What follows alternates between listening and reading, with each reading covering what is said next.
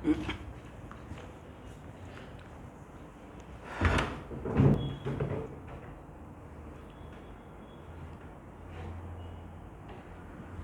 Student हम लोग यहाँ पे थे, राइट? एक कौन सा लेक्चर है, 14th है क्या या 15th है? कौन सा लेक्चर है, कुछ पता है आप लोग को? ओके, कौन सा?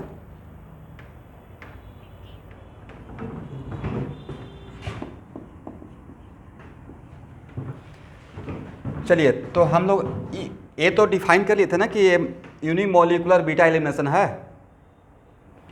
तो इसका स्टेप ये था। और आरडीएस मैंने इसको बोला था। अब बेस का एंट्री किस स्टेप में होता है? बेस का एंट्री होता है सेकेंड स्टेप में, राइट? इसका मतलब है कि मैंने यहाँ पे 1 by 1 हर स्टेप के लिए लिख दिया कि फीचर इसका क्या। पहला तो ये फीचर है, दैट्स वाई इसका नाम यूनिमोलिकुलर बीटा एलिमिनेशन हुआ था। सेकेंड मैंने क्या लिखा, since removal of leaving group of this path is the part of RDS, leaving group का जाना is the part of RDS, leaving group का जाना is the part of RDS. इसका मतलब है कि यहाँ भी नेचर ऑफ लिविंग ग्रुप, मैंने ऑन कर दिया हूँ, देखिए रेड जल रहा है। इसका मतलब यहाँ भी नेचर ऑफ लिविंग ग्रुप इसके रिएक्टिविटी को इफेक्ट करेगा। गुड लिविंग ग्रुप रहेगा तो ये फास्ट हो जाएगा, बैड लिविंग ग्रुप रहेगा तो स्लो हो जाएगा यह स्टेप, राइट? इस पे भी ऑब्जेक्टिव आ जाएगा। और उसके बाद थर्ड पॉइंट क्या बनाया, since the base is not the part of RDS therefore reactivity of this reaction is independent of nature and concentration of base. ये लिखना चाहिए था, इसलिए लिखा गया है, राइट? क्योंकि बेस तो सेकेंड स्टेप में आया है। फोर्थ स्टेप मैंने क्या लिखा, even if reactivity of this reaction is independent of nature and concentration of base but weak base and low concentration is preferred. एक कुछ वैसा ही बात नहीं हो गया जैसा SN1 में बात किए थे न्यूक्लियोफाइल के लिए। अब इसका आंसर आपके दिमाग में आ जाना चाहिए। वजह, अगर स्ट्रॉन्ग बेस और हाई कॉन्सेंट्रेशन लेंगे तो E1 के जगह पे E2 देने लगेगा, राइट? E1 के जगह पे, इसका मतलब कोई यहाँ पे अगर क्वेश्चन करेगा कि वाई वी टेक, जब इंडिपेंडेंट है तो जैसा भी ले तो बोलना है कि इंडिपेंडेंट है, ठीक है, बट कार्बोकेटाइन बनने का मौका देना पड़ेगा, राइट? तो अगर स्ट्रॉन्ग लेंगे तो कार्बोकेटाइन बन ही नहीं पाएगा, तो फिर बेस का आना और लिविंग ग्रुप का जाना और पाई बॉन्ड का बनना साथ साथ हो जाएगा और E2 की तरफ मेरा पाथ शिफ्ट हो जाएगा। दिस इज द वजह कि ये होते हुए भी हम लोग अगर इस पाथ को करना चाहते हैं, मतलब जब तक ये पाथ होगा तब तक इससे इंडिपेंडेंट रहेगा, बट इस पाथ को होने के लिए फेवरेबल कंडीशन रहेगा कि आप वीक बेस लीजिए और लो कॉन्सेंट्रेशन का बेस लीजिए। Okay everyone?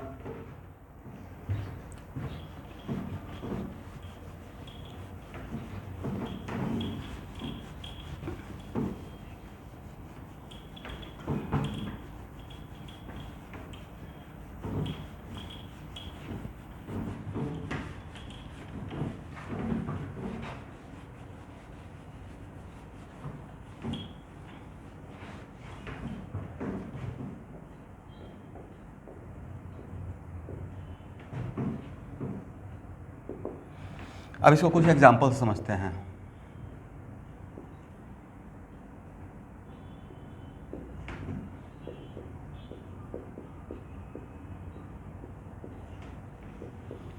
डायरेक्ट ऑब्जेक्टिव आ जाएगा भाई हेलो अल्केन में ये वाला, ठीक है? इसलिए प्लीज़ देखते रहिए, प्योर हेलो अल्केन का ही मैकेनिज्म पढ़ा रहा हूँ, ठीक है ना?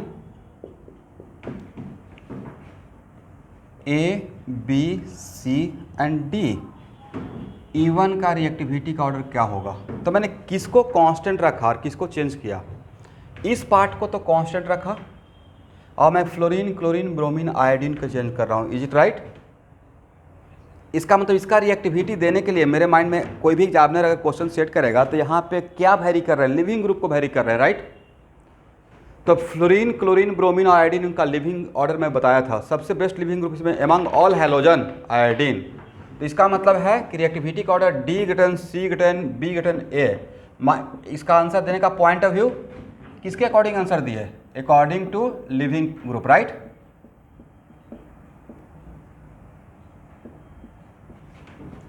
अब इसको हटाएं everyone.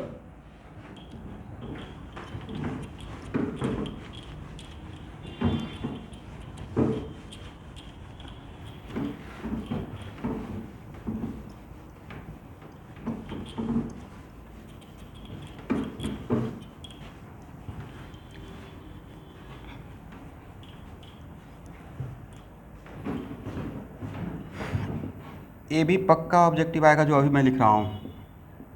CH3CH2Cl, CH3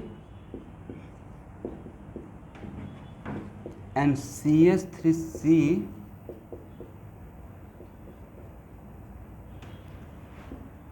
A B C। बोलिए, ये नया एग्जाम्पल नहीं है, ये प्रॉब्लम टाइप थ्योरी हो रहा है। रोशन कुमार प्रेजेंट हो?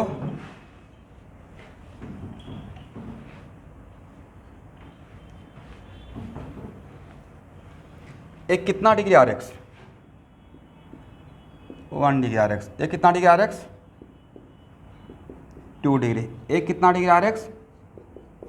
3 डिग्री आर एक्स।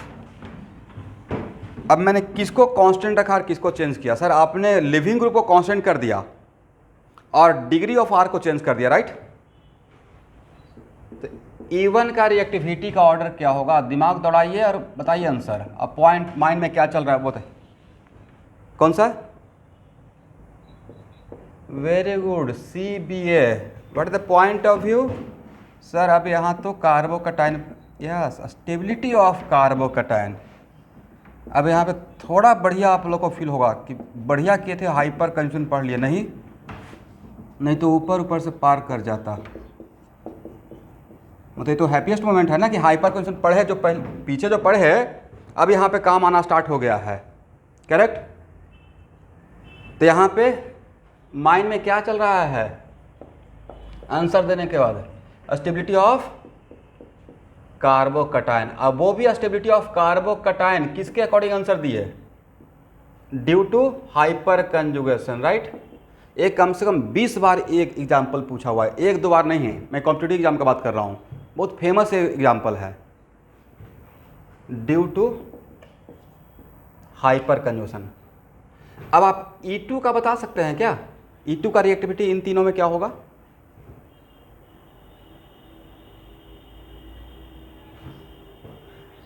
कैसे काम चलेगा?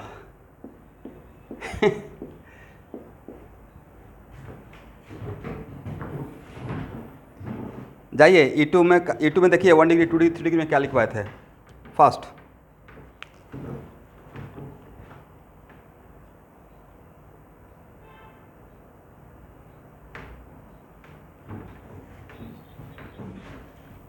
यस, यहाँ भी ऑर्डर क्या रहेगा? तब आप लोग क्या सोच लिए मैं बता रहा हूँ, आप लोग SN2 के जैसा सोच लिए कि SN1 के जस्ट उल्टा SN2 कर देते हैं, राइट? अब मैं इसी चीज़ से आप लोग को बचाना चाह रहा हूँ, रटिए मत, दिमाग लगाइए कि हाँ कहाँ पे क्या पॉइंट ऑफ व्यू था, राइट? इसमें जब हम लोग E2 में देखते थे तो transition state is alkene type. भाई 2-2 घंटा एक ही बात पे मैं फोकस कर रहा हूँ, इस दैट्स वाई कि आपको दिमाग वो पॉइंट बैठ जाए दिमाग में। तो ट्रांजिशन स्टेट अल्कीन टाइप का था, तो इसका अल्कीन टाइप में ज़्यादा हाइपर कंजुगेशन मिला था 6, इसमें अल्कीन टाइप में 3 मिला था, इसमें 0 मिला था, राइट? तो यहाँ बट इसका मतलब सर E1 और E2 का तो ऑर्डर सेम हो गया, सेम है, but point of view different है, राइट? यहाँ पे क्या देख रहे हैं? यहाँ पे हम लोग देख रहे हैं स्टेबिलिटी ऑफ व्हाट? कार्बोकटाइन या ट्रांजिशन स्टेट? Transition state. और ट्रांजिशन स्टेट किसके जैसा था? Alkyne type. और उस ट्रांजिशन स्टेट के लिए भी हम लोग क्या देख रहे थे? Due to hyperconjugation, correct? तो सोचिए कि हाइपर कंजुगेशन कितना इंपॉर्टेंट, तो होना भी चाहिए था। हाइपर कंजुगेशन का नाम ही था सब्स्टिट्यूएंट इफेक्ट, और सब्स्टिट्यूएंट इफेक्ट का एक लाइन का डिफिनेशन था, बट उसमें बहुत डेप्थ था। Those atom or group which directly does not participate in reaction but affect reactivity of reaction, is it right? इसलिए वो इंडिपेंडेंट चैप्टर तो इसलिए भी पढ़े थे कि हाँ वहाँ से क्वेश्चन आएगा तो बन जाएगा, बट उसका मेन एप्लीकेशन रिएक्शन में आपको होगा। इसको हटाएं।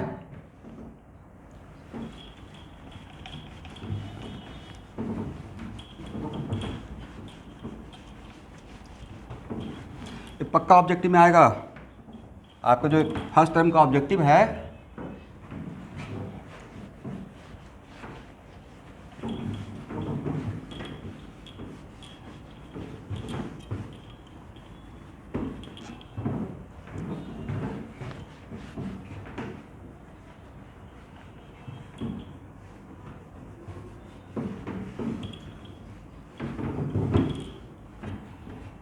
आज ही मैं अपने जो भी आपका क्लास ले रहे हैं सबसे बात किया हूँ। फर्स्ट टर्म का एग्ज़ाम होने से एक वीक पहले सारे चैप्टर का क्रैश कोर्स जैसा पूरा थ्योरी पढ़ाया रहेगा। हर चैप्टर में 50-50 ऑब्जेक्टिव हर सब चैप्टर का करवा देना है, ताकि हर टाइप का रिवीजन हो जाए। तो होता ना एक सप्ताह पहले भूल गए, तो सारा थ्योरी पढ़ा रहेगा ऑब्जेक्टिव के थ्रू। और कंप्रीहेंशन तो भाई क्या है, केस स्टडी है, थ्योरी दिया जाएगा, उस पर दो तीन ऑब्जेक्टिव रहेगा। तो ऐसे तो फिजिकल केमिस्ट्री में कितना हम लोग क्वेश्चन देख ही रहे हैं, राइट। क्वेश्चन छूटेगा कैसे भाई, छूटने का सवाल ही नहीं है, छूटने के लिए थोड़े इतना पढ़ाया जा रहा है, खाली लगे रहिए।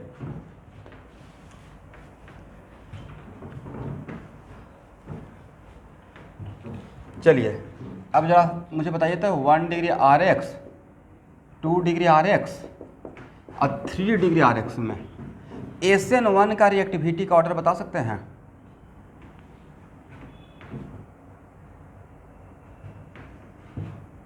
और सब में X को कॉमन रख दिया हूँ, लिविंग ग्रुप को।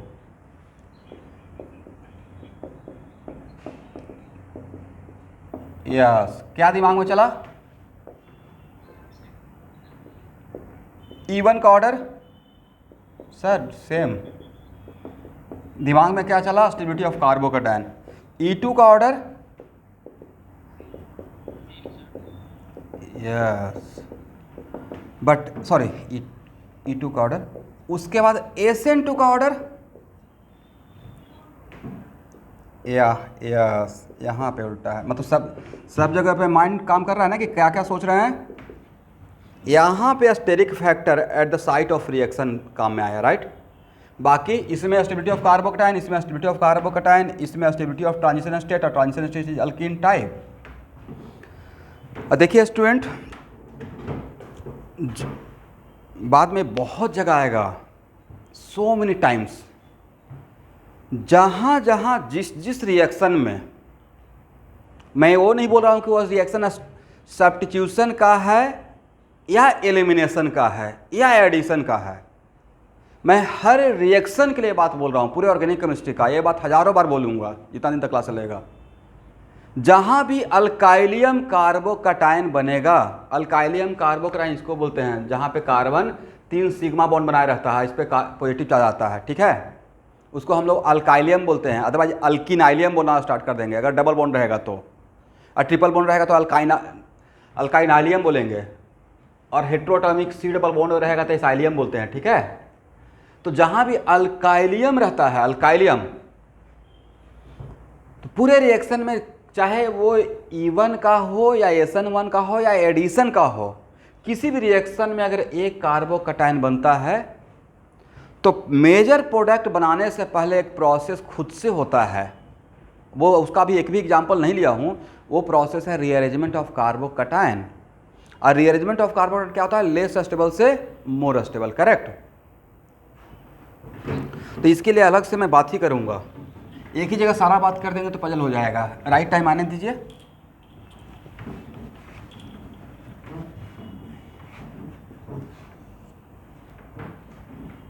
एक और एग्जाम्पल लेते हैं।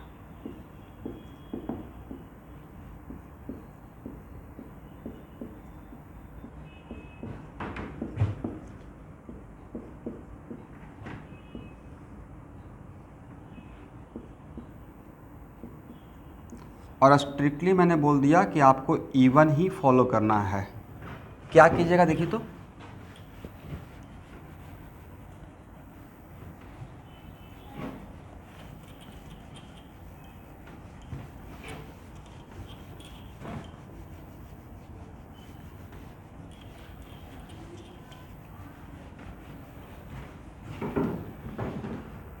चलिए तो यहाँ देखिएगा, सबसे पहला स्टेप क्या होना चाहिए स्टूडेंट?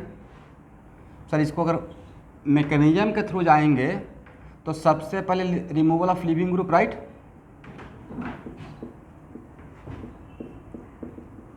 और आप में से जो भी बच्चे रीअरेंजमेंट ऑफ कार्बोकैटायन पढ़े हुए हैं, ओल्ड बैच का पढ़े हुए हैं, क्या यहाँ पे रीअरेंजमेंट ऑफ कार्बोकैटायन का चांस है? नहीं है भाई। यहाँ से यहाँ लाइएगा, यहाँ से यहाँ तो जाएंगे नहीं, राइट। इसका मतलब मैं जानबूझ के वैसा ही एग्जाम्पल ले रहा हूँ जिसमें अभी रीअरेंजमेंट ऑफ कार्बोकैटायन आया ही नहीं, और उसके पीछे मेरा 2% मजबूरी है। न्यू बैच को 1 से 2 क्लास के बाद पढ़ा दूंगा, स्पेशली कार्बोकैटायन का शुरू ही होने वाला है, तो ऑटोमेटिक लेना शुरू कर देंगे, ठीक है। चलिए, और उसका अभी रिक्वायरमेंट भी नहीं एक्चुअली है।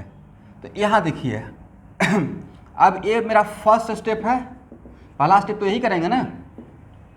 सेकेंड स्टेप में किसका एंट्री होता है बताएं? यस, बेस का। अब बेस कहाँ से हाइड्रोजन लेगा? ये मेरा अल्फा कार्बन है, जहाँ पे लिविंग ग्रुप था वो मेरा अल्फा कार्बन है, राइट। अरे बीटा कार्बन है, अरे बीटा कार्बन है, is it right? Okay, then how many beta hydrogen? Sir there are 5 beta hydrogen, is it right? But how many different type of beta hydrogen? मैं अब E1 का orientation पढ़ा रहा हूँ, समझ रहे मैं क्या पढ़ा रहा हूँ कि कहाँ पे डबल बॉन्ड बनेगा, right. This is called orientation of E1 path, ठीक है ना। इट इज मोर और less it is kind of stereochemistry. तो यहाँ पे अब यहाँ से बेस H+ ले या यहाँ से H+ ले? अगर यहाँ से लेगा, अगर यहाँ से लेता है तो डबल बॉन्ड यहाँ बनेगा, और यहाँ से लेगा तो डबल बॉन्ड यहाँ बनेगा, एग्री ना। Then structure wise how many possibility of product? There are 2 product structure wise, right.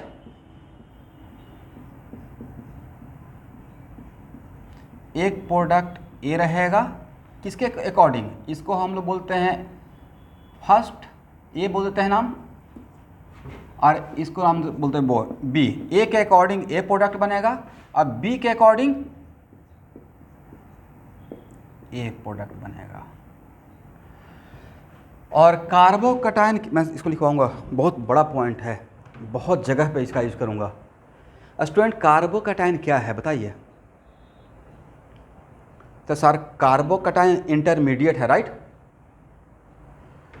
Carbocation intermediate है, इज इट राइट ना? Okay, and it is very important to note that कि ऐसा एक बात मैं टॉटोमेरिज्म में किया था, अगर आपको याद होगा तो, टॉटोमेरिज्म में। और टॉटोमेरिज्म में मैं बताया था कि अगर आप सपोज कीजिए कि इंटरमीडिएट पे हैं और आपको 2 प्रोडक्ट बनाने का पॉसिबिलिटी है, हाउ मेनी प्रोडक्ट? 2 प्रोडक्ट बनाने का पॉसिबिलिटी है, ऑलरेडी आप इंटरमीडिएट पहुंचा चुके हैं। इस प्रोडक्ट के लिए सेम इंटरमीडिएट, इस प्रोडक्ट के लिए भी तो सेम इंटरमीडिएट ना। इसका मतलब है यस, इसको सेटजेप रूल या बहुत जगह आएगा तो इसको 2 अलग तरीके से भी इसको लिखवा दूंगा, बिकॉज अभी सेटजेप रूल का नाम नहीं लिया हूँ, और सेटजेप तो किसी का कंक्लूजन है। तो एक्चुअल में इन केस ऑफ E1 पाथ सबसे पहला काम तो है कि हम लोग कार्बोकैटायन बना लेंगे, और कार्बोकैटायन बनाने के बाद एक और काम करते हैं, रीअरेंजमेंट ऑफ कार्बोकैटायन। खैर यहाँ पे इसमें उसका रिक्वायरमेंट नहीं हुआ। तो after getting most stable carbocation, most stable carbocation मिलने के बाद अगर there are possibility of more than 1 product, तो हम लोग मोर स्टेबल प्रोडक्ट बनाएंगे, जानबूझ के लेस स्टेबल प्रोडक्ट नहीं बनाएंगे, राइट। इसका मतलब in case of E1 path corresponding to most stable carbocation, पहला पॉइंट तो लिखेंगे, corresponding to most stable carbocation we get major product, ये पहला पॉइंट रहेगा। और सेकेंड पॉइंट रहेगा according to most stable carbocation if there are more than 1 different type of beta hydrogen, then major product corresponding to that beta hydrogen which produce more stable product, correct। मतलब सबसे पहला point हम लोग करना है most stable carbocation find out करना है। और जब एक बार आपको मोस्ट स्टेबल कार्बोकैटायन मिल जाए और वहाँ पे अगर मोर than 1 different type of beta hydrogen हो, तो बेस दोनों में से किसी को भी ले सकता है। तो उस केस में मेजर प्रोडक्ट किसके अकॉर्डिंग रहेगा? Major product corresponding to more stable product. Intermediate से अगर प्रोडक्ट बनाना है तो जानबूझ के हम लोग लेस स्टेबल प्रोडक्ट नहीं बनाएंगे, मोर स्टेबल प्रोडक्ट बनाएंगे, राइट। तो this is the important point, correct है एवरीवन? ओके, और आप लोग ये भी पढ़े होंगे सिस ट्रांस इंटर कन्वर्सन, याद है?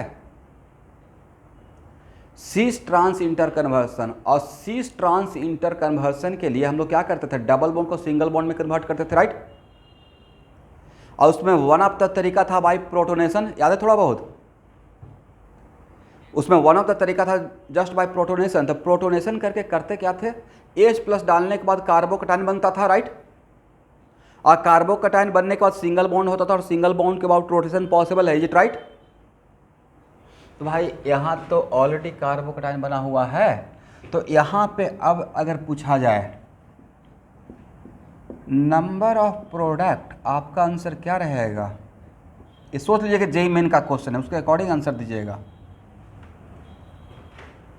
How many number of product, very good, number of product equal to 3, structure wise 2, but अगर नंबर ऑफ प्रोडक्ट बोलेंगे तो इसके अंदर सिस भी रहेगा और ट्रांस भी रहेगा, राइट।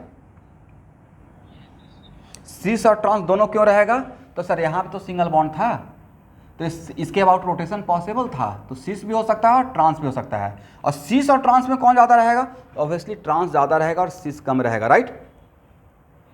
ट्रांस ज़्यादा रहेगा और सिस कम रहेगा, तो नंबर ऑफ प्रोडक्ट कितना हो जाएगा, 3 हो जाएगा। तो जो नंबर ऑफ प्रोडक्ट 3, ये मैंने क्या डील कर दिया, E1 का स्टीरियोकेमिस्ट्री, राइट। E1 का स्टीरियोकेमिस्ट्री मतलब स्पेस आइसोमरिज्म, ओके। तो जहाँ पे कार्बोकटायन, इसमें ये भी एक पॉइंट नोट कर लेंगे, तो जहाँ पे कार्बोकटायन के बाद डबल बॉन्ड बन रहा हो और उस वो डबल बॉन्ड अगर एक्टिव डबल बॉन्ड है, तो वहाँ पे दोनों का चांस रहेगा, ई का भी और जेड का भी, या सिस का भी और ट्रांस का भी, करेक्ट। वजह इस सिंगल बॉन्ड के बाद रोटेशन पॉसिबल था, तो दोनों प्रोडक्ट बनेगा। अब उसमें जो ज़्यादा स्टेबल रहेगा वो मेजर रहेगा, और जो कम स्टेबल रहेगा वो माइनर रहेगा, बट नंबर ऑफ प्रोडक्ट में उसको हम लोग काउंट में लेंगे, इज इट राइट। ऐसा बहुत सारा ऑब्जेक्टिव आपके आगे क्वेश्चन बैंक में मिलने वाला है, ठीक है ना एवरीवन। तो एटलीस्ट कम से कम यहाँ पे पहला बार मैंने ये बात बोल दिया, तो सेकेंड थर्ड टाइम बोलते बोलते दिमाग में आपका सेट करने लगेगा, तो लिखवाया जाए इसके लिए। तो ओके, इसका मतलब है कि it is very important to note that E1 path में ओरिएंटेशन ऑफ डबल बॉन्ड किस स्टेप में डिसाइड होता है कि डबल बॉन्ड कहाँ बनेगा, पाई बॉन्ड कहाँ बनेगा, फर्स्ट स्टेप में या सेकेंड स्टेप में। यस, तो इसको हम लोग बोलेंगे orientation of double bond formation, correct. Double bond या ट्रिपल बॉन्ड भी बोल सकते हैं, double bond formation in a heading दे दीजिए, उसके बाद नीचे लिखिए पहला point. In E1 mechanism, first in E1 mechanism corresponding to most stable carbocation, in E1 mechanism corresponding to most stable carbocation we get major product। इस पे 5 star दे दीजिए, इतना बड़ा इंपॉर्टेंट पॉइंट है। इन E1 mechanism corresponding to most stable carbocation we get major product। Everyone, अभी मैं जो बोल रहा हूँ corresponding to most stable carbocation we get major product, correct. इसका मतलब है कि कार्बोकटायन बनने के बाद अगर रीअरेंजमेंट ऑफ कार्बोकटायन का चांस रहेगा, then first do the rearrangement of carbocation, और after getting most stable carbocation तब मेजर प्रोडक्ट के लिए सोचना स्टार्ट करना है, इज इट राइट। इस स्टेटमेंट इसको लिखवा, एक लाइन इसको और बनाकर लिखवा दिया जाए क्या, एक और पॉइंट लिखिए। इन E1 mechanism, in E1 mechanism if possibility of rearrangement of carbocation is possible, if possibility of rearrangement of carbocation is possible, then first do the rearrangement of carbocation, then first do the rearrangement of carbocation, ठीक है ना everyone. अब एक और point,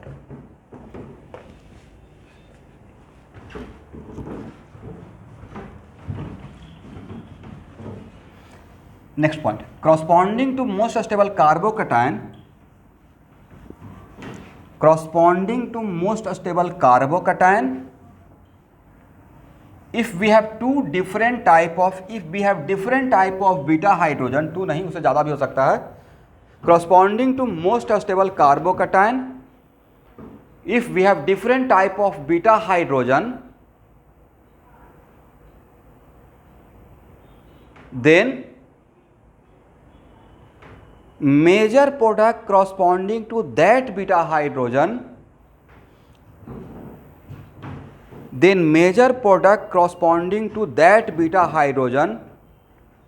which produce more stable product, is it right?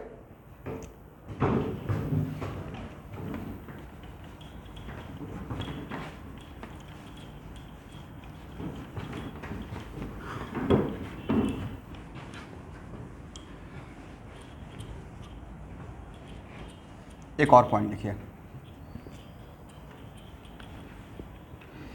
in even mechanism,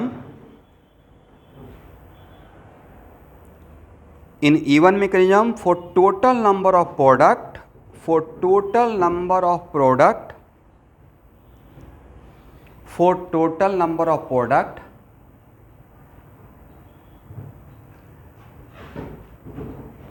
be also careful about active double bond, bracket में लिखेगा geometrical isomerism, ठीक है ना?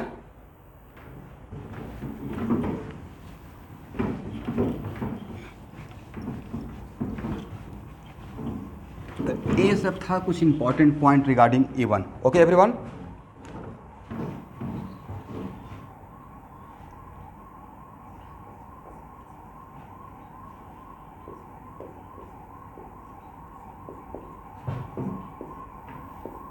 तो देखिए पहला काम हम लोग क्या किए थे, बेस का आना, बीटा हाइड्रोजन का जाना, यहाँ पे पाइबोन का बनना और इसका जाना साथ साथ, राइट? सेकेंड काम क्या किए, ये पहले चला गया लिविंग ग्रुप, कटायन बन गया, राइट? थर्ड पॉसिबिलिटी क्या बचा हुआ है, पहले कौन जाएगा, H+, थर्ड पॉसिबिलिटी यही है ना? यस,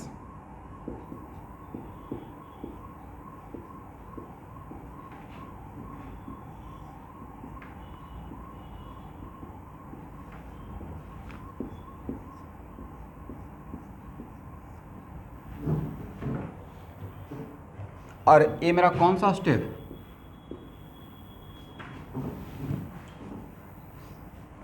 अभी इस आरडीएस नहीं बोलेंगे, actually most of the cases में इसमें आरडीएस ही रहता है, ठीक है? मोस्ट ऑफ द केस में आरडीएस ही रहता है। सर वजह, तो पहला स्टेप में H+ जा रहा है, करेक्ट है एवरीवन? तो फर्स्ट स्टेप में मोर और लेस थोड़ा एसिड बेस का कैरेक्टर आया है और ये प्योर ऑर्गेनिक का फीलिंग है, ठीक है? और लास्टली मैं वही बोलूँगा जो एक्चुअली एक्सपेरिमेंटल मिल रहा है। तो बोलिए, यहाँ देखिएगा आपका आरडीएस, तो rate law expression, it is very important to note that carbanion, correct है एवरीवन? रेट लॉ एक्सप्रेशन यही है, तो इसमें सिर्फ यही इन्वॉल्व है ना, करेक्ट? ओके, तो ऑर्डर ऑफ रिएक्शन कितना होगा, 1, और मॉलिक्यूलिटी ऑफ रिएक्शन कितना है, 1 है, करेक्ट? इसका मतलब है कि इसका, इस रिएक्शन का नाम क्या रहेगा, और ये भी बीटा एलिमिनेशन ही है, तो it is also unimolecular beta elimination, but unimolecular beta elimination उसका नाम तो E1 दे दिया गया है, तो इसको हम लोग बोलेंगे unimolecular carbanionic beta elimination, जिसको शॉर्टकट में लिखेंगे E1CV, करेक्ट एवरीवन? लिखिए, this path is called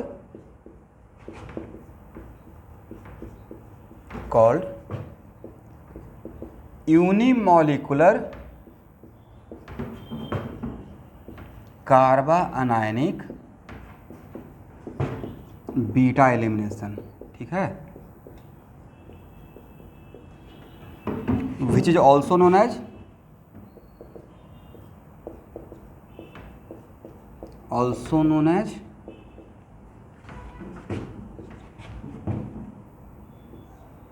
shortcut में E1CV।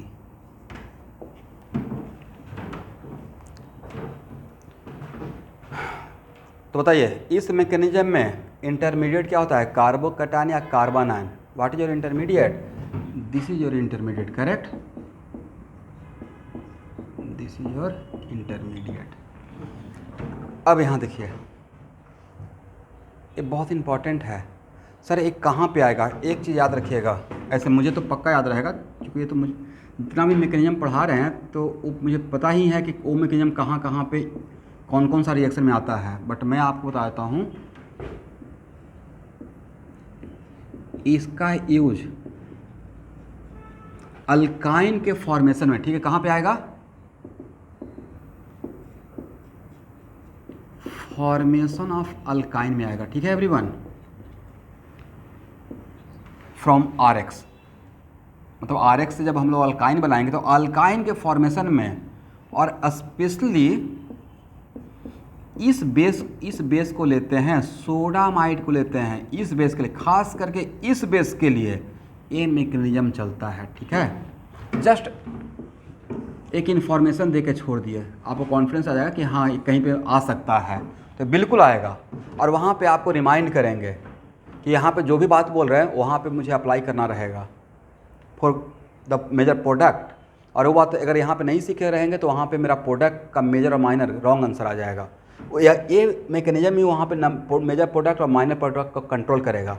ओके, अब सबसे पहला पॉइंट स्टूडेंट कि यहाँ पे पाई बॉन्ड बन रहा है वो कौन डिसाइड कर रहा है, orientation of formation of pi bond decided by home.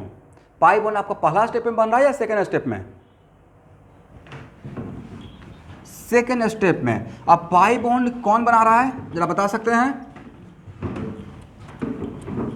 तो सर ये निगेटिव चार्ज, ये लोन पेयर यहां आकर इस लिविंग ग्रुप को पुश आउट कर रहा है, राइट। ये निगेटिव चार्ज इसके हाथ में है कि पाई बॉन्ड यहां बनेगा। निगेटिव चार्ज अगर इस तरफ रहता, अगर निगेटिव चार्ज इस तरफ रहता, इज राइट, तो पाई बॉन्ड इस तरफ बनता, करेक्ट। इसका मतलब है कि orientation of pi bond control by negative charge carbon ion. तो सर कार्बन और कार्बन आयन का रीअरेंजमेंट आपको पढ़ाए हैं क्या, रीअरेंजमेंट ऑफ कार्बोकैटायन होता है, not carbon ion, is it right. तो भाई कार्बन आयन जहां बन गया वहीं पर रहेगा, कार्बोकैटायन इधर से उधर का हो सकता है लेकिन कार्बन आयन इधर से उधर हम लोग नहीं करते हैं, राइट। लेकिन नेक्स्ट इसका मतलब है ओरिएंटेशन का लिए पॉइंट लिखवा दूंगा, कंक्लूजन बहुत इंपॉर्टेंट है। बट निगेटिव चार्ज कहां पे बन रहा है वो कौन डिसाइड करेगा, तो सर वो तो बेस डिसाइड करेगा, वो डिसाइड करेगा भाई बेस, राइट। बेस यहां से क्या ले रहा है H प्लस, करेक्ट। बेस यहां से क्या ले रहा है H प्लस, और यहां पे फर्स्ट स्टेप में बेस आकर H प्लस ले रहा है, एसिडिक हाइड्रोजन, H माइनस नहीं H प्लस। तो बेस जानबूझ के लेस एसिडिक हाइड्रोजन पे अटैक करेगा या मोर एसिडिक हाइड्रोजन पे, जहां पे सिर्फ बेस एसिड बेस रिएक्शन नहीं होना है तो मोर एसिडिक, राइट। इसका मतलब है कि यहाँ पे कहाँ पे नेगेटिव चार्ज बनेगा ये बात डिसाइड होगा acidic character of beta hydrogen, right. Acidic character of beta hydrogen, correct. इसका मतलब क्रॉस, मैं एक एग्जाम्पल लूँगा समझाने के लिए, दो डिफरेंट टाइप का, डोंट वरी। यहाँ देखिए, तो ठीक अगर इस मैकेनिज्म को होना है तो यहाँ ओरिएंटेशन किसके हाथ में रहेगा, ओरिएंटेशन रहेगा acidic character of beta hydrogen का। जिस बीटा हाइड्रोजन का एसिडिक कैरेक्टर ज़्यादा रहेगा वहाँ पे बेस का अटैक ज़्यादा होता है। इसमें आपको ये भी पढ़ाया है कि E2 में एसिडिक कैरेक्टर और स्टेबिलिटी ऑफ ट्रांजिशन स्टेट दोनों हो तो वहाँ पे हम लोग स्टेबिलिटी ऑफ ट्रांजिशन स्टेट को ज़्यादा फेवर करते हैं, राइट। बट इस मैकेनिज्म में एक्चुअल में पहला स्टेप ही एसिड बेस रिएक्शन का है, बेस का अटैक करना है। अल्कीन टाइप हुआ नहीं है, अल्कीन डबल बॉन्ड तो यहाँ पे बन रहा है, तो यहाँ पे कहाँ पे डबल बॉन्ड बनेगा वो सारा पावर चला गया है acidic character of beta hydrogen में, इज इट राइट। लिखिए orientation of pi bond formation, heading बनाकर लिखिएगा, orientation of pi bond formation.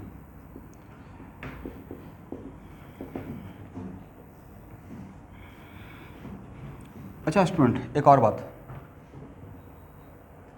जानबूझकर आप लेस स्टेबल इंटरमीडिएट बनाना चाहेंगे, मोर स्टेबल इंटरमीडिएट बनाना चाहेंगे या लेस स्टेबल, ओके। और भाई आयनिक तो पढ़ा ही चुके ना, किसी भी मॉलिक्यूल से H+ को रिलीज करते हैं तो बचा हुआ पार्ट को क्या बोलते हैं? Conjugate base. बोलिए। तो भाई इसका एसिडिक कैरेक्टर और इसका स्टेबिलिटी में क्या रिलेशन था? Stability of conjugate base directly proportional to acidic character of this acid, right? Acidic character ज़्यादा तो इसका स्टेबिलिटी भी ज़्यादा, डायरेक्टली प्रोपोर्शनल था, करेक्ट। इसका मतलब है कि जिस बीटा हाइड्रोजन का एसिडिक कैरेक्टर ज़्यादा रहेगा उसके क्रॉसपॉन्डिंग जो कार्बन आयन बनेगा वो ज़्यादा स्टेबल कार्बन आयन बनेगा। And we know that carbon ion is also intermediate, तो मोर स्टेबल इंटरमीडिएट बनेगा, ये भी एक वजह है, राइट? क्लियर? तो लिखिए, in this mechanism formation of pi bond decided by negative charge, formation of pi bond decided by carbon ion, formation of pi bond decided by carbon ion, correct everyone? okay, second point लिखेगा,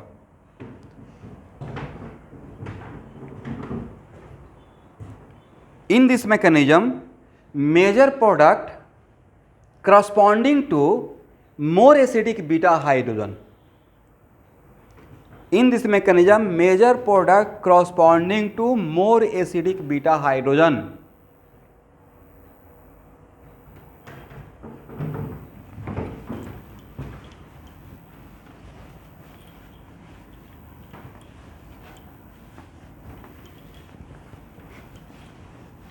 because in first step formation of carbon ion, because in first step formation of carbon ion, that's why base prefer to pull more acidic beta hydrogen, therefore base prefer to pull more acidic beta hydrogen so that we get more stable carbon ion, so that we get more stable carbon ion, correct है? yes, in this mechanism base prefer to pull more acidic beta hydrogen,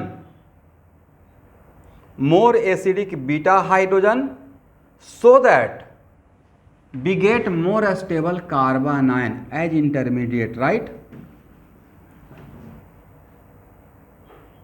correct है ना? चलिए अब यहाँ से समझ में नहीं आएगा सब कुछ भाई, यहाँ देखिए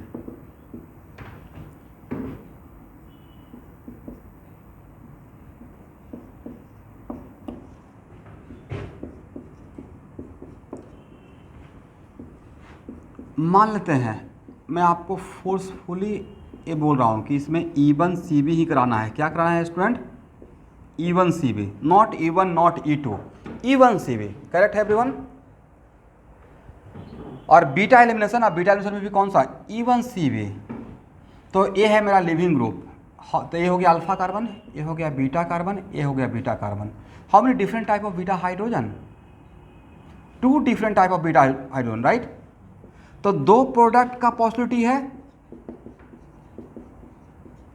एक प्रोडक्ट ए भी बनेगा और एक प्रोडक्ट ए भी बनेगा, नो डाउट। मैं भी जानता हूं कि ये प्रोडक्ट देखने में ज़्यादा अच्छा लग रहा है, राइट? बट जो मैकेनिज्म है उसके क्रॉसपॉन्डिंग ए मेजर रहेगा। अगर मैकेनिज्म मैंने फोर्सफुली एग्जामिनर बोल दिया इफ E1 CB यहाँ पे होगा, कौन E1 CB देगा ये आपका लुकआउट नहीं है। इफ अगर ए मैकेनिज्म होगा तो मेजर ए रहेगा और माइनर ए रहेगा। बोलिए क्यों?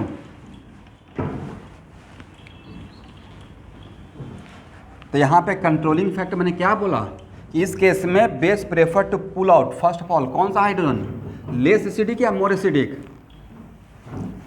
मोर। ऐसे बहुत कॉन्सेप्चुअल पॉइंट है स्टूडेंट, प्रॉपर प्रोग्रामिंग कर रहे हैं, ठीक है? और अगर डेप्थ में देखिएगा तो आप हेलो अल्केन ही पढ़ रहे हैं, ये नाम का ही रिएक्शन मैकेनिज्म का चैप्टर है। यहाँ देखिए, इस हाइड्रोजन और इस हाइड्रोजन में कौन सा हाइड्रोजन मोर एसिडिक है और कौन सा हाइड्रोजन लेस एसिडिक है? इसमें और इसमें कौन सा मोर एसिडिक और कौन सा लेस एसिडिक? भाई तो मोर एसिडिक है और लेस एसिडिक है, उसके लिए क्या करते हैं? H+ को रिलीज करके देखते हैं, राइट?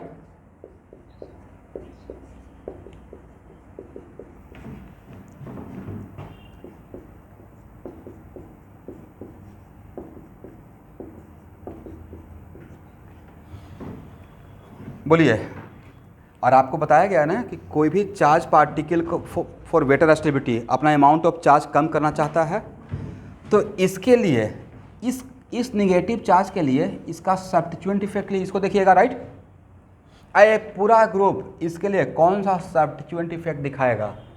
निगेटिव चार्ज तो हाइपर कंजन करता नहीं है, और इसका मतलब तो यहाँ पे हाइपर कंजन होगा नहीं, रेजोनेंस हो नहीं रहा है, तो ले देकर बचा इंडक्टिव इफेक्ट। इंडक्टिव इफेक्ट के लिए फेसिंग एटम को देखते हैं, तो ये पूरा का पूरा -I इसके लिए, राइट?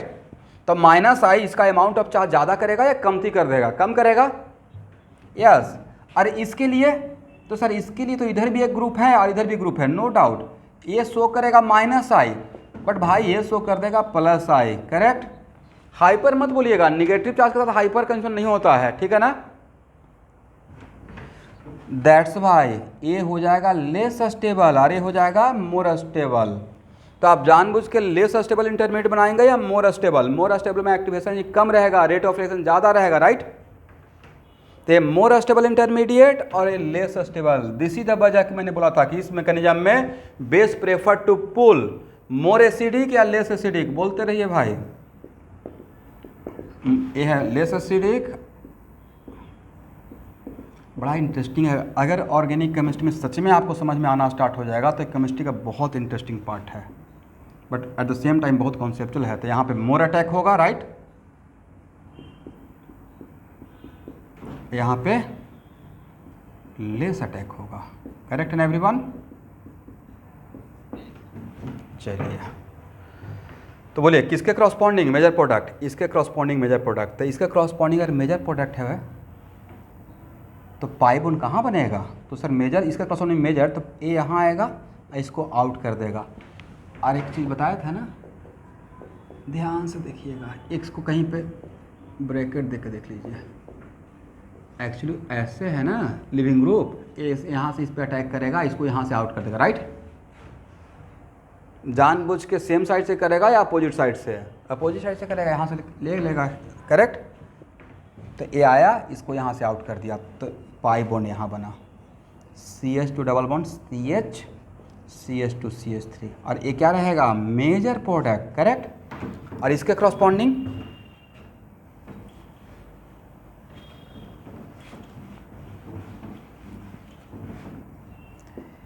तो ये मैं आपको क्या समझा रहा हूँ सर? आप ओरिएंटेशन ऑफ E1CB समझा रहे हैं, right? This is called what? Orientation of E1CB, मतलब डबल बॉन्ड कहाँ बनेगा, करेक्ट एवरीवन? ये सबसे बड़ा क्वेश्चन है ना कि डबल बॉन्ड बनेगा तो कहाँ बनेगा? तो ये रहेगा minor. Then how many number of product everyone? इस एग्जांपल के लिए नंबर ऑफ प्रोडक्ट कितना? सर यहाँ अभी भी तीन प्रोडक्ट रहेगा, क्योंकि इसके बाद इसके यहाँ पे सिंगल बॉन्ड था और सिंगल बॉन्ड है तो इसके बाद रोटेशन हो सकता है, तो यहाँ पे सिस का भी संभावना है और ट्रांस का भी संभावना है, राइट? तो अभी भी नंबर ऑफ प्रोडक्ट कितना रहेगा? Number of product equal to 3, is it right? But 2 minor रहेगा, ये माइनर हो गया ना, तो इसके अंदर 2 है, सिस और ट्रांस, और 1 मेजर रहेगा। और मेजर और माइनर के बीच में क्या रिलेशन है? स्ट्रक्चरल आइसोमरिज्म का, right? What is the relation between major and minor? भाई इसके बीच में कौन सा रिलेशन है? स्ट्रक्चरल का, राइट? और स्ट्रक्चरल में भी कौन सा? बोलना शुरू कीजिए तभी तो सीखिएगा। Positional, correct? ये है 1 ब्यूटीन, ये है 2 ब्यूटीन, करेक्ट? चलिए, मतलब इतना सारा बात आपको आना पड़ेगा सही से जाने के लिए। तो क्या E1CB का कॉन्सेप्ट क्लियर हो गया? अब बहुत डिफाइंड है E1CB, मैं एकदम कंक्लूजन दे दूंगा कि E1CB कौन सा बेस के लिए सोचिएगा, इतना तक कंक्लूड कर देंगे। और कहाँ पे E1CB मिलेगा? बट पहले इवन सी बी सीख तो लें कि इवन सी बी था क्या, तो यही था इवन सी बी, ठीक है। इसमें सबसे बढ़िया बात क्या है, रीअरेंजमेंट का टेंशन ही नहीं है, बिकॉज कार्बन आयन में रीअरेंजमेंट नहीं होता है। इसको हटाया जाए एवरीवन। चलिए, इवन सी बी को लेकर कोई डाउट? ठीक है।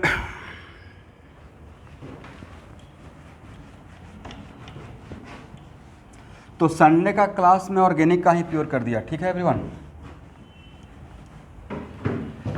कल ऑर्गेनिक का क्लास कैंसिल कर दिया, निकल रहा था तो देखा कि ग्रिल बंद है, कोचिंग से क्लास लेके और लिफ्ट भी बीच में फंसा हुआ है उसमें देर हो गया, और पैनिक सिचुएशन होने पे फिर क्लास में कंसंट्रेशन नहीं बैठता है, और कंटिन्यू 3 आवर 4 आवर क्लास में रहने के बाद एनर्जी लेवल भी डाउन हो जाता है, बोलते रहना पड़ता है ना।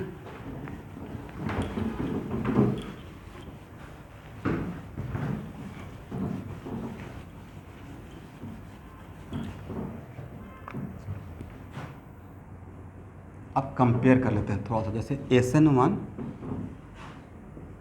वैसे E1 वर्सेस E2। बोलिए E1 और E2 में, E1 में क्या बनता है, कार्बोकैटायन, राइट? यस। तो E1 में स्टूडेंट जब हम लोग सबस्ट्रेट से जब इंटरमीडिएट पे जाते हैं, और सॉल्वेंट का सिलेक्शन ऑलवेज में बताया था, सॉल्वेंट का सिलेक्शन ऑलवेज इंटरमीडिएट और ट्रांजिशन स्टेट को देखकर करते हैं, राइट? तो E1 और E2 में किसका टॉप पे ज़्यादा पोलर है? E1 में प्योर कार्बोकैटायन बनता है, राइट? और E2 में पार्शियल पॉजिटिव या निगेटिव चार्ज था। E2 में partial positive charge, sorry negative charge था। दैट्स वाई इसका ट्रांजिशन स्टेट लेस पोलर है और इसका इंटरमीडिएट ज़्यादा पोलर है। तो E1 के लिए किस टाइप का सॉल्वेंट चाहिए? More polar solvent, right? Like water या अल्कोहल, करेक्ट है एवरीवन? इसमें लेस पोलर सॉल्वेंट। अब भाई लेस पोलर सॉल्वेंट में तो 2-4 हम लोग का फेमस हो गया, DMSO और DMF और एसीटोन, करेक्ट ना? सेकेंड, यहाँ पे कैसा चाहिए बेस? तो even if base is not the part of RDS, but फिर भी यहाँ पे weak base and low concentration of base, right? Low concentration of base. यहाँ पे कैसा चाहिए student? A strong base and high concentration of base, right? Concentration of base लिख लीजिए।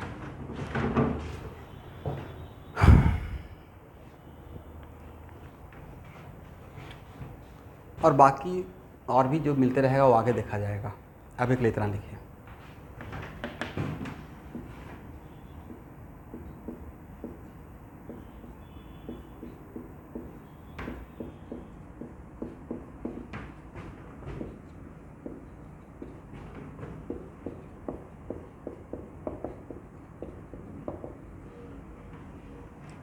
देखिए तो मैंने क्या हेडिंग बनाया,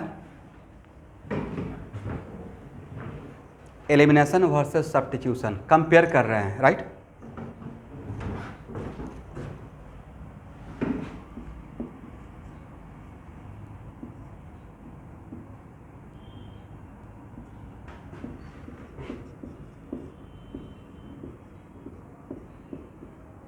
पहले यहाँ पे एक जनरल पॉइंट लिखेंगे, उसके बाद कंक्लूजन स्टार्ट करेंगे। देखिए स्टूडेंट, जनरली ये देखा गया है, ये लिख लिए, हेडिंग बना लिए कि एलिमिनेशन के साथ साथ थोड़ा सब्स्टिट्यूशन का भी प्रोडक्ट मिलता है, और सब्स्टिट्यूशन के साथ साथ थोड़ा एलिमिनेशन का भी प्रोडक्ट मिलता है। तो ऐसे मिलने के पीछे और कुछ वजह है, तो वजह बहुत क्रिस्टल क्लियर है। क्रिस्टल क्लियर ये है कि अगर E1 और SN1, अगर हम लोग E1 और SN1 इन दोनों को ही अगर कंपेयर करते हैं तो दोनों का इंटरमीडिएट तो कॉमन था, कार्बोकैटायन। पहला स्टेप तो डिट्टो 100% कॉमन है, राइट। फर्स्ट स्टेप तो 100% कॉमन ही है ना। सेकेंड स्टेप में सिर्फ डिफर कर रहा है। अब सेकेंड स्टेप में कोई निगेटिव चार्ज पार्टिकल लिए हुए हैं, वो अगर उसका कैरेक्टर ज़्यादा बेसिक है और लेस न्यूक्लियोफिलिक है तो ठीक है, एलिमिनेशन हो जाएगा। और ज़्यादा न्यूक्लियोफिलिक है और लेस बेसिक है तो सब्स्टिट्यूशन हो जाएगा। दिस इज द वजह कि SN1 के साथ साथ थोड़ा E1 का भी प्रोडक्ट मिलता है और E1 के साथ साथ थोड़ा SN1 का भी प्रोडक्ट मिलता है। और किसी वजह से E1 नहीं होगा तो E1 और SN1 पैरेलल चलते रहता है, एक दूसरे को देखते रहता है। तुम नहीं होगा तो मैं हो जाऊंगा, समथिंग लाइक दैट। ओके, तो नीचे नोट कीजिए, एक पॉइंट नोट कीजिए। तो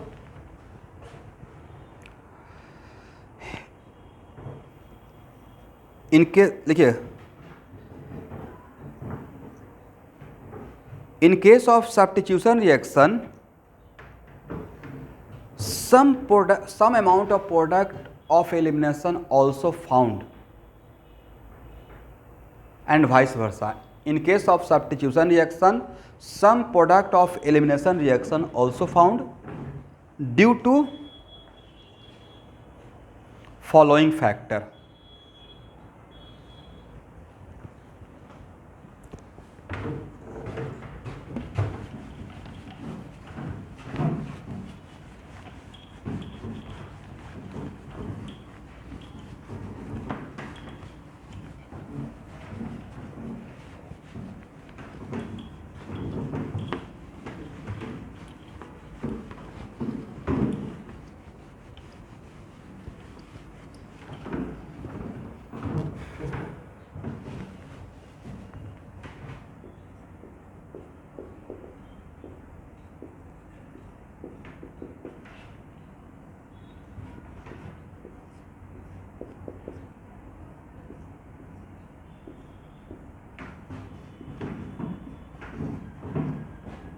देखिए, SN1 हो या E1 हो, दोनों का पहला स्टेप तो सेम है, फॉर्मेशन ऑफ कार्बोकैटायन और लिविंग ग्रुप का जाना, कॉमन स्टेप है, राइट।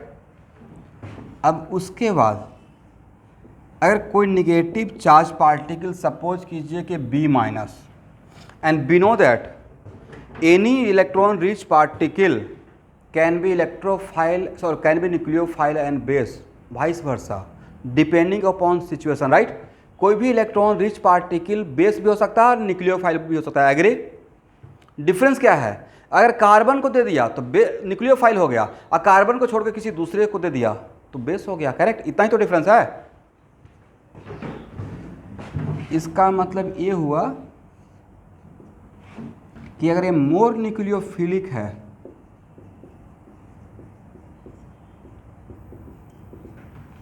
तब क्या होगा, डायरेक्टली कार्बन पे अटैक करेगा, राइट। अब प्रोडक्ट किसका बन जाएगा, बोलिए सर, सब्स्टिट्यूशन का, राइट। और अगर ये मोर बेसिक है तब प्रोडक्ट किसका बन जाएगा, बोलिए एलिमिनेशन का, करेक्ट। तब यहाँ से इसको पुल आउट कर लेगा। इसका मतलब अगर आपसे कोई पूछेगा कि SN1 के साथ E1 हो सकता है और E1 के साथ SN1 हो सकता है तो आप एटलीस्ट 1 या 2 पॉइंट तो आंसर दे सकते हैं। और क्यों हो सकता है, यस, पहला तो सबसे मेजर पॉइंट है कि SN1 और E1 का इंटरमीडिएट कॉमन है, कार्बोकैटायन। ये डिफर करता है, एक सेकेंड स्टेप में डिसाइड करता है कि मैं SN1 होने जा रहा हूँ या E1, depending upon nature of electron rich particle, okay. As well as also depends on temperature, आगे लिखवा देंगे। एलिमिनेशन में हाई टेम्परेचर चाहिए होता है और सब्स्टिट्यूशन में लो टेम्परेचर। एलिमिनेशन में किसी चीज़ को तोड़ना होता है, तो यहाँ पर ये लिखने के बाद नीचे एक लाइन कंक्लूजन लिखिए।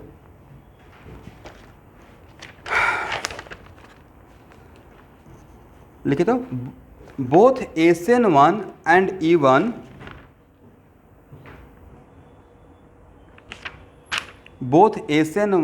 and E1 have common RDS both SN1 and E1 have common RDS. Therefore, they differ in second step. Therefore, they differ in second step.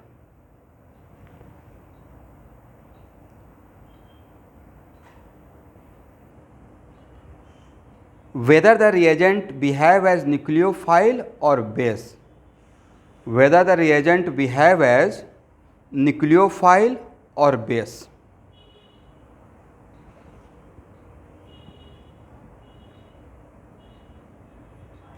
Correct, everyone? Okay.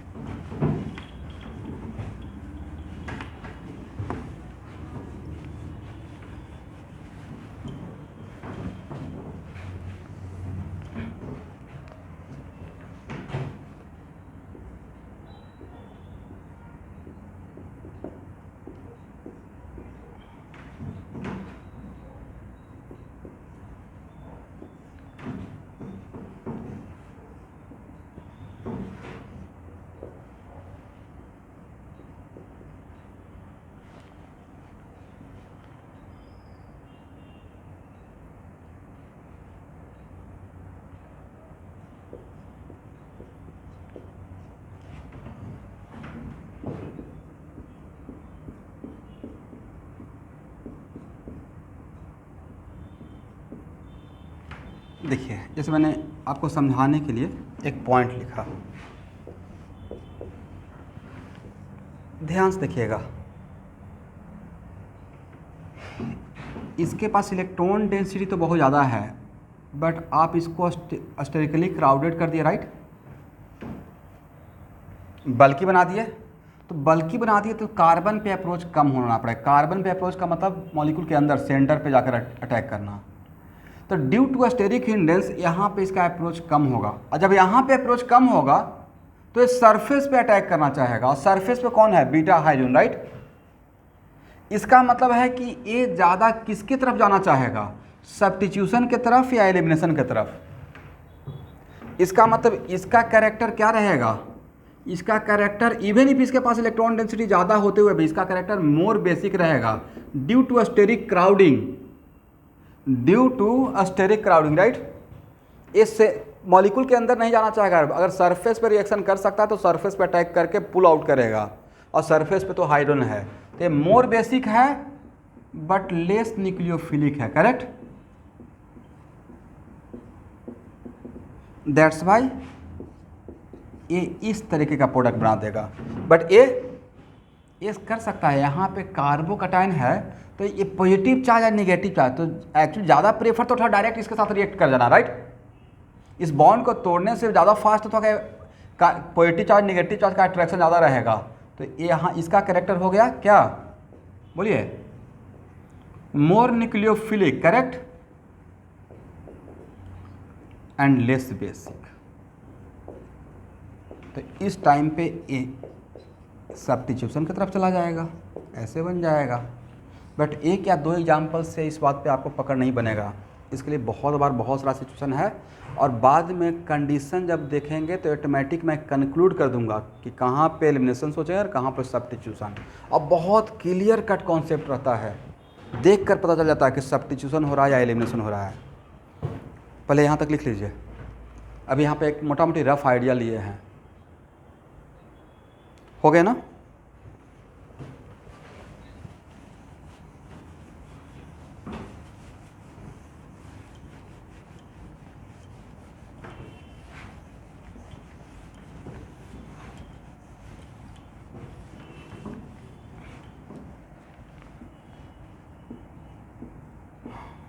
तो बताइए, E1 और SN1 दोनों साथ साथ complete कर सकता है। तो एक नहीं हुआ तो दूसरा हो सकता है। इसके पीछे का मेन वजह क्या था सर? दोनों का इंटरमीडिएट कॉमन होना, कार्बोकेटाइन, राइट? ये मेजर फैक्टर था, करेक्ट? SN2 और E2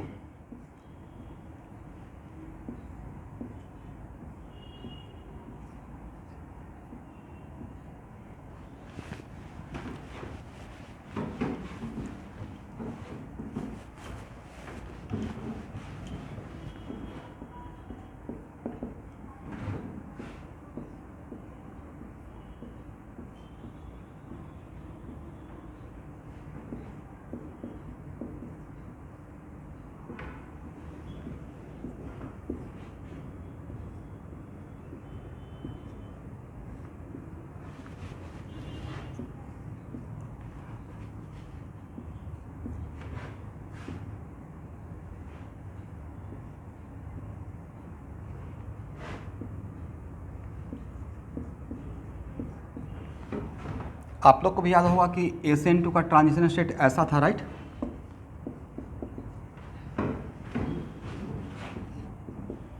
और E2 तो अभी हम लोग देख ही रहे हैं।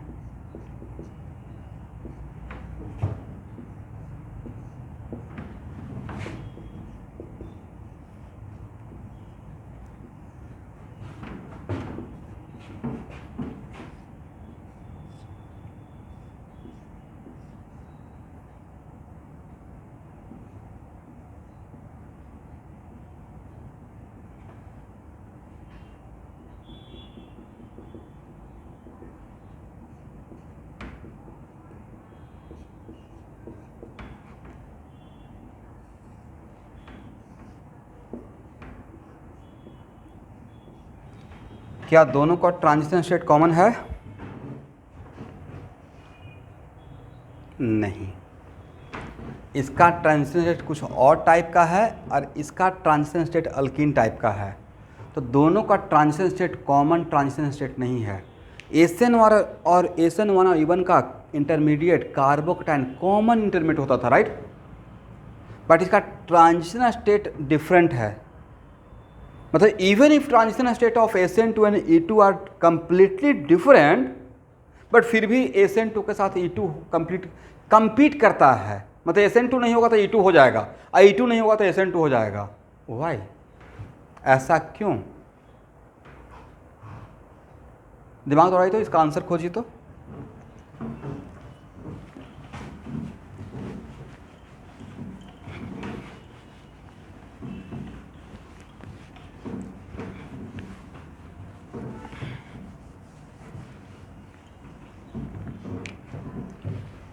पहले एक पॉइंट लिखते हैं। Even if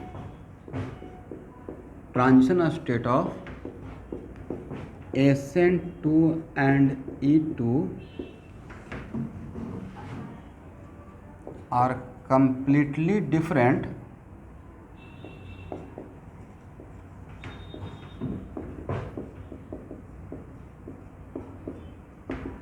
but SN2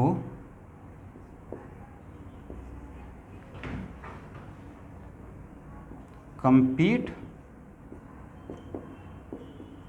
with E2 and vice versa। मतलब कुछ SN2 के साथ E2 भी होता है और वाई? रीजन क्या है?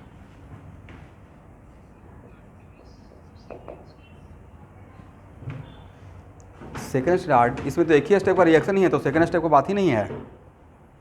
SN2 कितना स्टेप का रिएक्शन था? 1 step, right? Transition can not be isolated. और ये भी कितना, E2 भी कितना है? 1 स्टेप, राइट? एक लाइन का आंसर है भाई। आंसर बोल दे।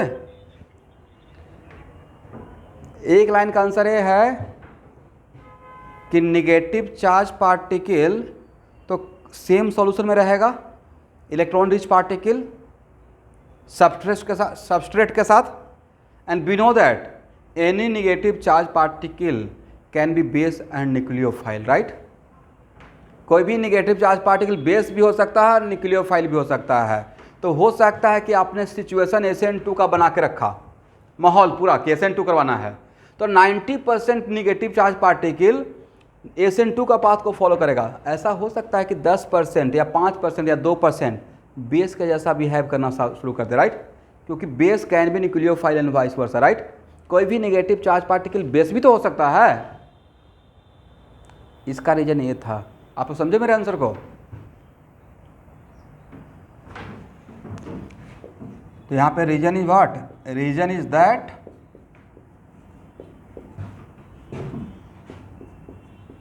we know that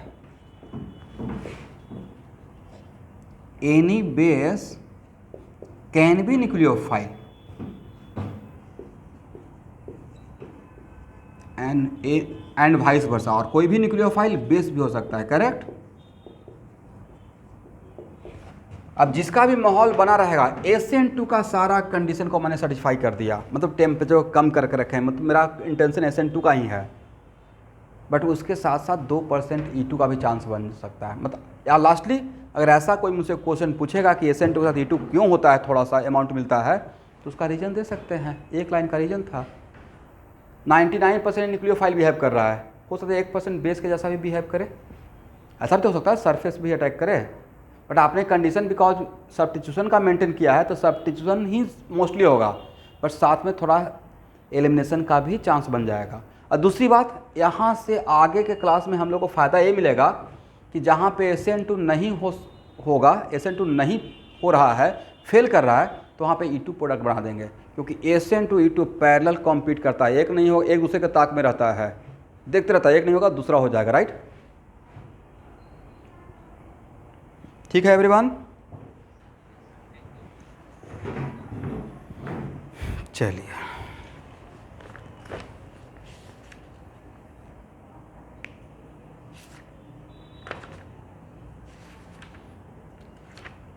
अब लिखिए, factor favoring elimination reaction, heading बनाइएगा, factor favoring elimination reaction.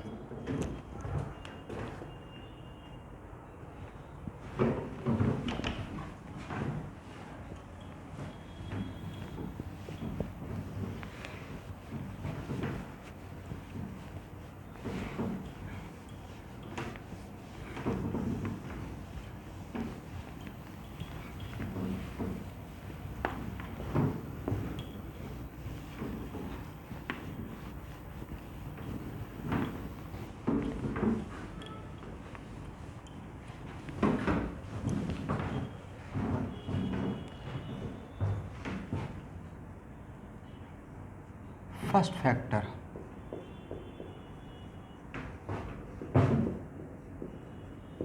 High temperature favor elimination reaction. ये बहुत बड़ा पॉइंट है पहचानने का, ठीक है एवरीवन। एलिमिनेशन रिएक्शन, वजह किसी भी एलिमिनेशन रिएक्शन में किसी एक मॉलिक्यूल को दो पार्ट में तोड़ना होता है। One molecule fragmented to more than two parts, okay everyone. और किसी चीज़ को तोड़ना है, और ऐसे भी एलिमिनेशन रिएक्शन में देखिए ना, जितना भी एलिमिनेशन रिएक्शन है, एक लाइन हम लोग मेमोराइज करते हैं, 1-1 एलिमिनेशन क्या होता है, 2 सिग्मा बॉन्ड ब्रेक करते हैं, राइट। तो भाई तोड़ने का काम कर रहे हैं, 2 सिग्मा बॉन्ड ब्रेक कर रहे हैं ना, तो 2 सिग्मा बॉन्ड ब्रेक कर रहे हैं, उसमें एनर्जी खर्च हो गया, और ब्रेक करने के बाद मिला क्या, कार्बिन। पहले तो कार्बिन ही मिला है, राइट। तो कार्बिन क्या प्रोडक्ट मिला या इंटरमीडिएट मिला है अल्फा एलिमिनेशन में? सर इंटरमीडिएट, वो तो और भी ऊपर रहेगा, और भी एनर्जी देकर पहुंचाना पड़ेगा ऊपर, करेक्ट। एनर्जी चाहिए। Second, beta elimination. बीटा में 3 कैटेगरी, सबके लिए मैं बात कर रहा हूँ, not only for E1 E2 E1 CV। अब बीटा एलिमिनेशन 3 टाइप का ना, अब तो जहन में बैठ गया, कितना टाइप का बीटा एलिमिनेशन एवरीवन? 3 टाइप का, E1 E2 E1 CV। तो बीटा एलिमिनेशन में 2 सिग्मा बॉन्ड ब्रेक करते हैं, राइट, मतलब 2 सिग्मा बॉन्ड को तोड़ना है और एक पाई बॉन्ड बनता है। तो ज़्यादा प्रॉफिट का काम हुआ या ज़्यादा लॉस का? खर्च किए 2000, अब प्रॉफिट हुआ 100, 900 का लॉस हो गया, खर्च किए 2 सिग्मा बॉन्ड को तोड़ने में। Bond breakage is always endo and bond formation is always exo. तो किस में आपको ज़्यादा प्रॉफिट हुआ, एनर्जी रिलीज हुआ या ज़्यादा एनर्जी एब्जॉर्ब हुआ ओवरऑल? दिमाग दौड़ाइए। एब्जॉर्ब मतलब इंडोथर्मिक, राइट। इवन सी तो इस अगर 1,3 गामा एलिमिनेशन का भी बात करते हैं तो 2 सिग्मा टूटेगा, राइट। बोलिए हाँ ना भाई, 2 सिग्मा बॉन्ड टूटेगा कहाँ से? 1 और 3 से, राइट। 1 एंड 3 से। और कितना सिग्मा बॉन्ड बनेगा? 1 सिग्मा बॉन्ड बनेगा। 3 मेंबर साइक्लिक स्ट्रक्चर, याद आ रहा है थोड़ा? 2 सिग्मा बॉन्ड ब्रेक हुआ और 1 सिग्मा बॉन्ड फॉर्म हुआ, और उसमें भी 3 मेंबर स्ट्रक्चर, एंगल स्ट्रेन अलग से, राइट। तो ये भी क्या हुआ? इंडोथर्मिक से प्रोसेस हो गया। दिस इज द वजह कि overall elimination reaction endothermic process है। कैसा है? एंडोथर्मिक। तो जहां भी एलिमिनेशन देखिएगा वहां पे हीटिंग इफेक्ट दिखाया रहेगा। करेक्ट है ना everyone? That's why high temperature favour what? Elimination. Correct everyone? तो यहां पे ही लिख लेते हैं लो टेम्परेचर फिर क्या फेवर करेगा? Low temperature favour substitution. Correct है?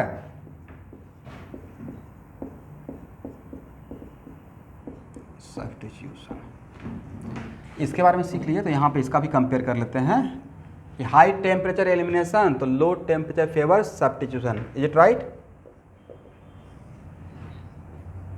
यहां देखिएगा स्टूडेंट,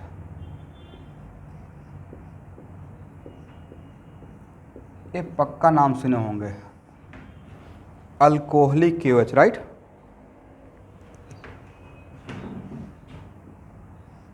अल्कोहलिक KOH ये एलिमिनेशन के लिए यूज़ करते हैं, ठीक है, आज के बाद।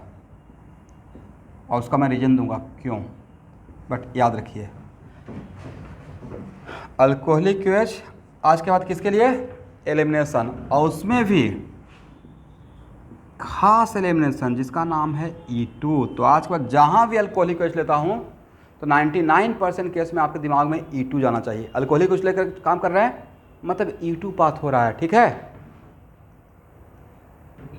और E2 पाथ हो रहा है तब वहाँ पे मेजर प्रोडक्ट और माइनर प्रोडक्ट में ज़्यादा acidic character of beta hydrogen को हम लोग वैल्यू देंगे या ज़्यादा स्टेबिलिटी ऑफ ट्रांजिशन स्टेट को वैल्यू दिए थे, याद होगा आपको। Yes, stability of transition state, ये सब पॉइंट याद रखना पड़ेगा आपको। और उनसे भी बड़ा एक पॉइंट था एंटी एलिमिनेशन और सीन एलिमिनेशन, राइट। बॉस के बॉस, बिग बॉस, करेक्ट। दिखाए थे ना कुछ एग्जाम्पल लेकर पिछले क्लास में। ओके। और एक्वस KOH दोनों का डिफरेंस समझेंगे पहले। एक्वस KOH ए सब्स्टिट्यूशन, जहाँ भी एक्वस KOH लेंगे मतलब सब्स्टिट्यूशन। Correct everyone? और सब्स्टिट्यूशन में भी खास सब्स्टिट्यूशन, मोस्टली SN2। ओके,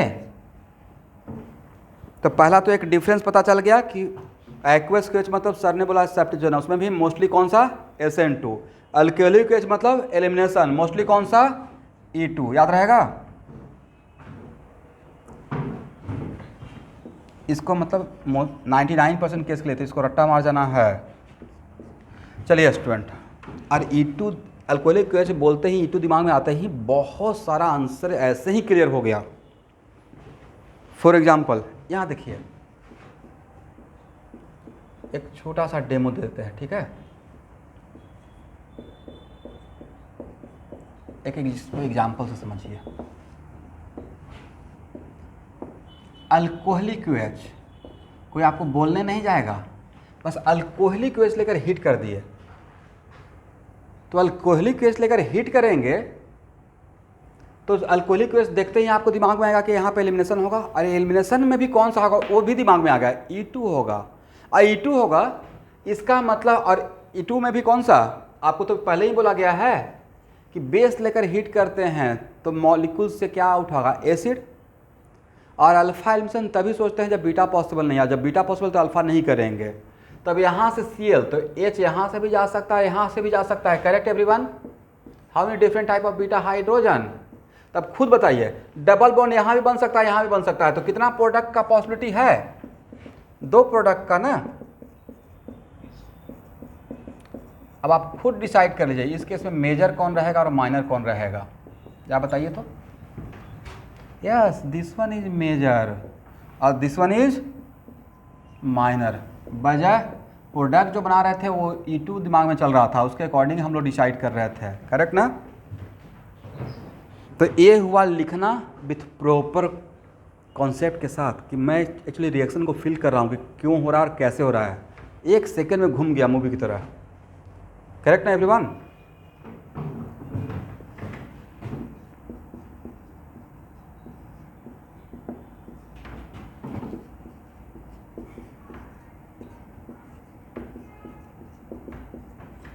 और इसी में अगर ले लेते हैं एक्वस KOH, तब आपके माइंड में क्या आ जाता कि सर ने तो बोला है कि एक्वस KOH लेंगे और हीटिंग, देखिए एक्वस KOH लेकिन हीटिंग इफेक्ट नहीं दिखाया हूँ, राइट। यहाँ पे हीट नहीं किया, सिर्फ एक्वस KOH लेकर छोड़ दिए हैं। तो लो टेम्परेचर किसको फेवर करता है? सब्स्टिट्यूशन को। और एक्वस KOH ले रहे हैं मतलब SN2 सोचना है, तो SN2 और एक्वस KOH का मतलब OH माइनस एक्वस ना। एक्वस KOH का मतलब OH माइनस एक्वस।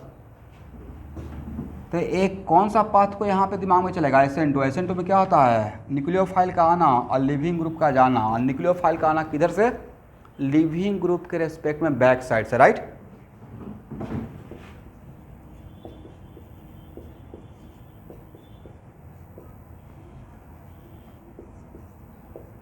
क्या बन गया एवरीवन? बोलिए अल्कोहल, करेक्ट। भाई आप हैलोजन डेरिवेटिव का एक रिएक्शन पढ़ लिए, preparation of alcohol from RX, right. Preparation of alcohol from what? RX, ठीक है ना। और आप यहाँ पे भी हैलोजन डेरिवेटिव का एक प्रॉपर्टी पढ़ लिए, हैलोजन से अल्कीन का प्रिपरेशन, किससे? RX से अल्कीन का प्रिपरेशन। तो ये अल्कीन में रिएक्शन आते रहेगा, ये अल्कोहल का प्रिपरेशन में रिएक्शन आते रहेगा, या तो अल्कोहल का प्रिपरेशन में आते रहेगा और नहीं तो एक केमिकल प्रॉपर्टी ऑफ RX में आते रहेगा, करेक्ट। आएगा तो पक्का। यहाँ तक समझ में आ गया? अब हम लोग थोड़ा सा बातों को समझते हैं कि सर बोलने के लिए तो इतना बोल रहे हैं कि अल्कोहलिक KOH और aqueous KOH, but alcoholic KOH और एक्वस KOH होता क्या है?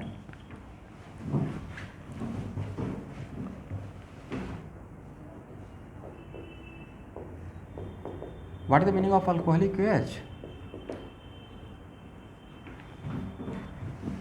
अल्कोहलिक KOH का मतलब होता है KOH इन अल्कोहल, राइट।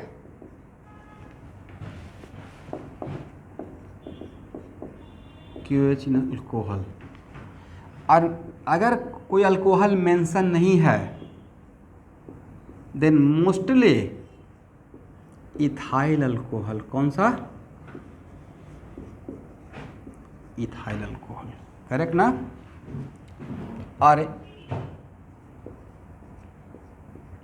मतलब ये डिफ़ॉल्ट में इथाइल अल्कोहल ही रहता है, ठीक है एवरीवन। तो हम लोग किस में किसको डालें? KOH में अल्कोहल को डालें या अल्कोहल में KOH को डालें? कौन ज़्यादा मात्रा में है? अल्कोहलिक KOH, मतलब ये सॉल्वेंट है, करेक्ट है एवरीवन। ये क्या है? सॉल्वेंट। ये क्या है? सॉल्यूट है, लिक्विड प्लस लिक्विड का सॉल्यूशन है, करेक्ट। जिसमें ये सॉल्वेंट और ये सॉल्यूट, तो ये हो जाएगा लिमिटिंग रिएजेंट, करेक्ट ना। और KOH का मतलब, KOH का मतलब क्या है? तो बेस है, था इनिशियली बेस था K प्लस और OH minus, is it right. ये बहुत बार आएगा, बहुत इंपॉर्टेंट रिएक्शन में आएगा, जो कि फर्स्ट टर्म में आएगा। बहुत सारे रिएक्शन है, for example Williamson synthesis of ether, बहुत जगह आएगा। पहले यहाँ पे चीज़ों को समझना है। तो OH माइनस सबसे पहले यहाँ से H प्लस लेगा, ऑक्सीजन से अटैच हाइड्रोजन एसिडिक होता है। तो अगर OH ग्रुप है, चाहे वो एसिड का OH या प्योर OH, अगर उसमें स्ट्रॉन्ग बेस लाइक NaOH या KOH डाल दिए तो वहाँ का OH माइनस यहाँ का H प्लस को ट्रैप करेगा, लेगा, अब बन जाएगा C2H5 O minus K plus, ऐसे बन जाएगा एवरीवन, ठीक है ना। ये हो गया एसिड और ये हो गया बेस, करेक्ट। ये हो गया एसिड और ये हो गया बेस, इसका नाम क्या रहेगा? Potassium ethoxide. पढ़िए तो क्या बोलेंगे? Potassium ethoxide. तो अब यहाँ पे तो अब आपके सॉल्यूशन में क्या बचा हुआ है? जो जो बचा हुआ है जल्दी से बोलना है।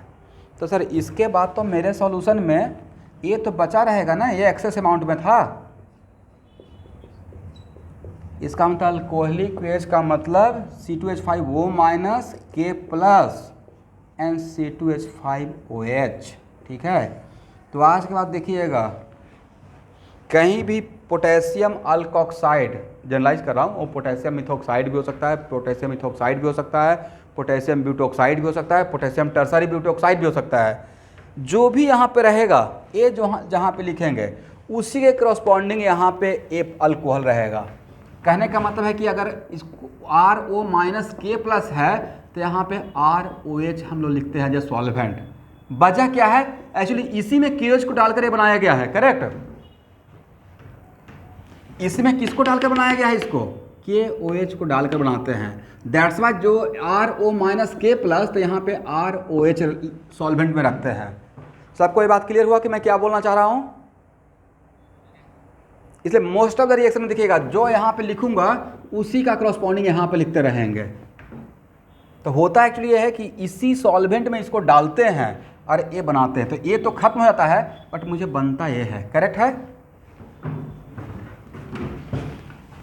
अब देखिए, अब नेक्स्ट सबसे इंपॉर्टेंट क्वेश्चन कि sir why alcoholic ways favour more elimination but aqueous case favour more substitution, right?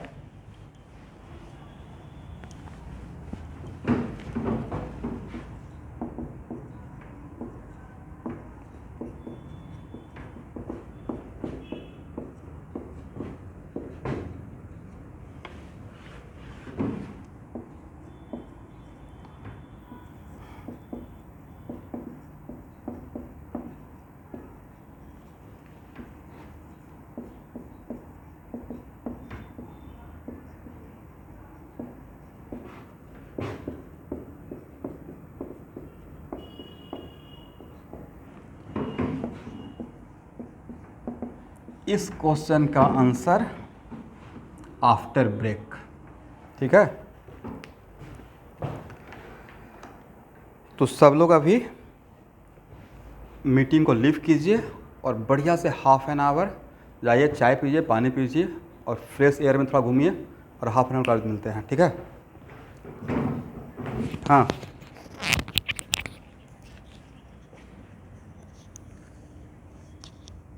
Student please let मत कीजिएगा, रिक्वेस्ट है,